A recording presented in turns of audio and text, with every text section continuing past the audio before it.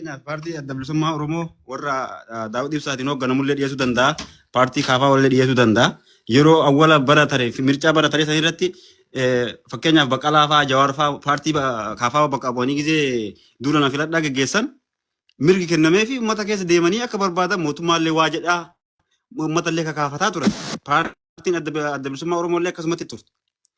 Adeemamee waan mirgi kenname sun adeemamee gaafa filannoon kalaa'e guutuu yaraa hidhatti hiraree jechuudha mootummaan qonnaa bal'ifatu gaafa hidhatti hiraree gisee awwalaa fakkeenyaaf waan kana hedduu hordofaa ture.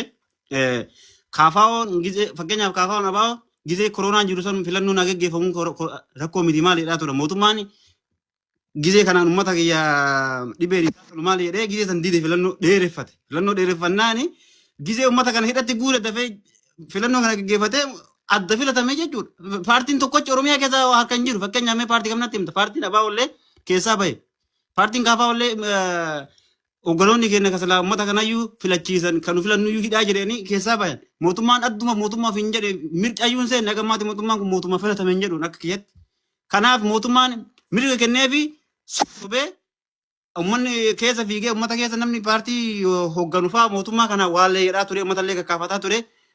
Jiga uummanni mootummaa sanii paartii badhaadhinaa kanaa bahe yeroo nu hunduu yaadan asiillee yaadattanii namni akka jiruun galabbatamee mootummaa kana harkaa gara paartii amma sanitti mootora kanaa yaa'aa ture.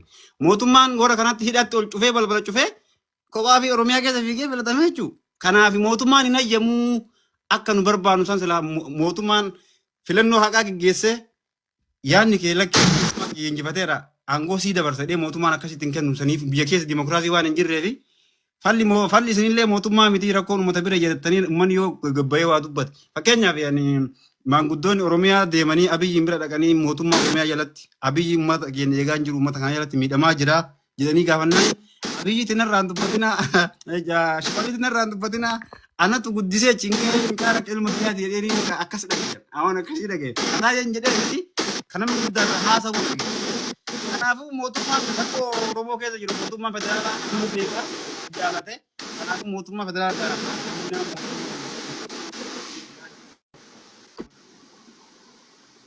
gaarii qilleensa keessa irratti ilaali. Kana si deebisee ishaan agarsiisa isaa dalagaa irra jiraattus ni mala.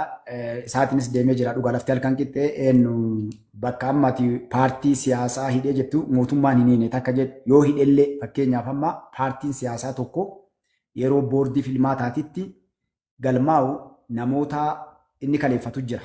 Heddummina namaa jechuudha. Sababni maali? Paartiin siyaasaa kan dorgomu kun yoo hidhame ilmi namaati badii balleessee hidhamuun malaa adda addaati yoo du'e yoo rakkoon galee namni keessaa irrate bakka buufata.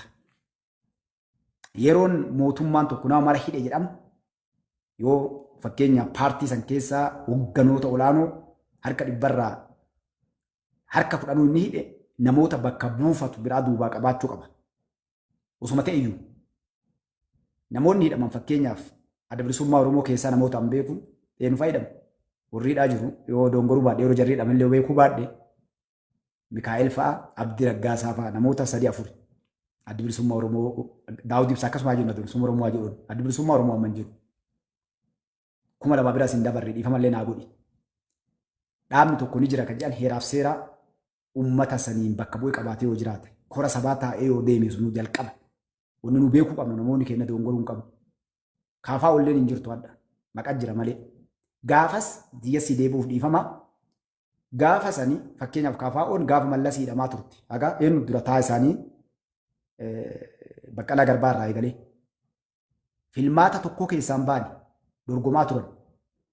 Mana hidhaallee taa'anii alallee taa'anii hidhaa yoo taate harka dhibbarra hoogganoonni isaanii na harki 9 mana hidhaa jira yeroo mallasii. Takkaa labbaan hin jiraanne. Takkaa mootummaa san keessaa ala gadi hin baane jechuudha.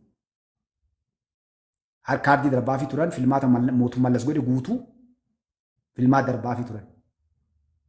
Hadha gaafa mootummaan kun waan hunda taa ijaaramaa yeroo teettu san fakkeenyaaf amma deemanii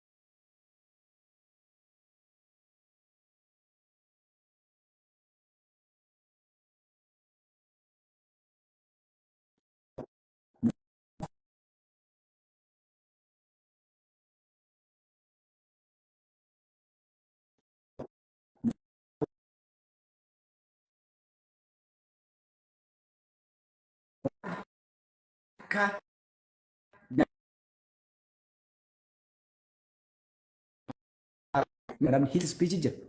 Namni biyya bulchuu deemu. Namni paartii siyaasaa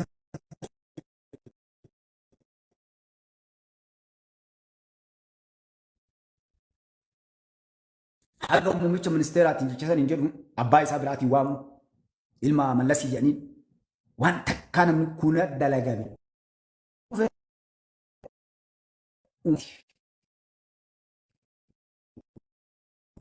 Sirna dhabuun tokko kan inni lammataa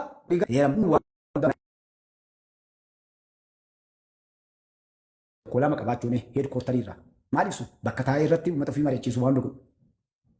Biyya keenyatti paartii eenyutu mallaqa baasaa mootummaa mana kennee fi mallaqa baasee fi mootummaan kun waan hunda godhee marii akka jarri mari'atu ijaaramtee akka ta'u Oromiyaa naannoo Oromiyaatti ijaarama waan hunda godhee mootummaan kun kenneefi jechuudha. Ifama wanni namaan deemte amma kadheena keessa deemaa.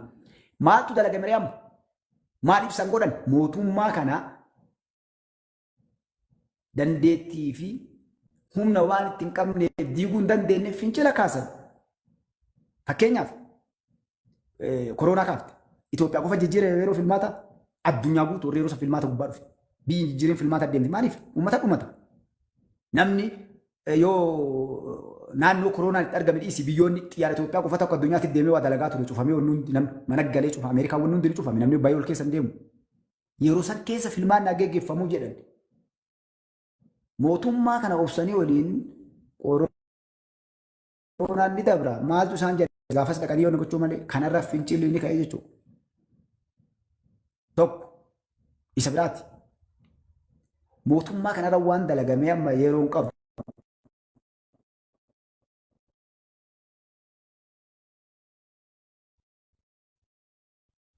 Yeroo san keessatti Hacaaluun maaliif ajjeefame?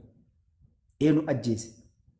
Filmaan nyaatamaa namni jiru naan jettee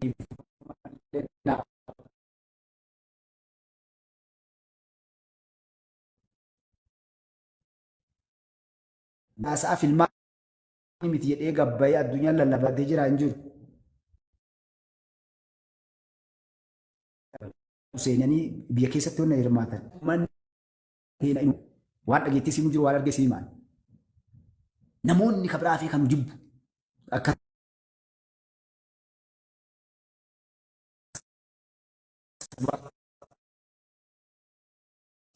rakkoo qabu. Filmaan halkan deemame darbafaallee.